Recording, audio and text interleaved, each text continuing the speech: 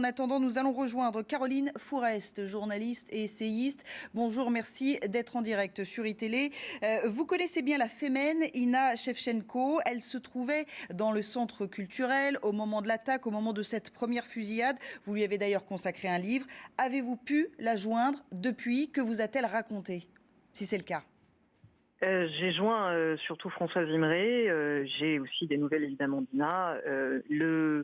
Écoutez, elle était en train de parler à l'intérieur de ce centre culturel de tous ceux qui mettent des oui mais à la liberté d'expression quand les tirs ont retenti. Et c'est évidemment extrêmement impressionnant, même pour quelqu'un qui est quand même habitué aux menaces, Elle a été torturée en Biélorussie toute une nuit.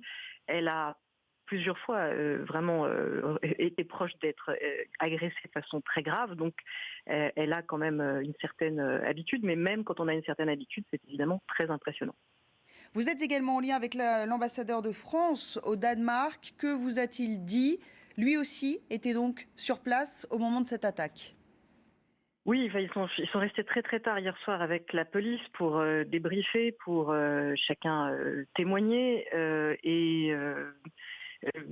François Imré est quelqu'un qui a vraiment à la fois été très actif sur le front de la liberté d'expression. Il était avant ambassadeur des droits de l'homme. Quand j'étais allée le voir à Copenhague pour une conférence sur la liberté d'expression, avec notamment un des responsables du Jyllands-Posten, le journal danois qui a publié les 12 dessins, on avait beaucoup parlé de l'évolution au Danemark, justement, par rapport à l'affaire des caricatures en 2006, quand Charlie Hebdo a publié non seulement ses dessins, mais surtout une de Charlie Hebdo faite par Cabu, avec ce Mahomet effondré par l'attitude des intégristes.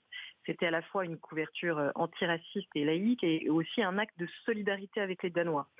Et depuis, à l'époque, plutôt, le Jyllands-Posten était un peu isolé. Parce que lui-même voulait briser l'autocensure, mais il n'était pas compris. Et depuis toutes ces années, beaucoup de gens au Danemark avaient compris l'importance de tenir bon, de ne pas céder à la peur, à l'intimidation. Le journal concurrent du Jyllands-Posten, le Politiken, qui avait été très dur en 2006, était vraiment enfin sur cette ligne. Et à l'inverse, l'ironie, c'est que après l'attentat du 7 janvier, c'est le Jyllands-Posten qui n'a pas montré la couverture de Charlie Hebdo, pas les autres médias danois, tout simplement par peur de revivre le cauchemar dans lequel ils se sont débattus pendant toutes ces années. Donc vous voyez, le courage, ça doit se partager aussi. C'est bien que de nouveaux gens soient courageux, parce qu'il y en a qui sont courageux depuis très longtemps et qui sont un peu fatigués.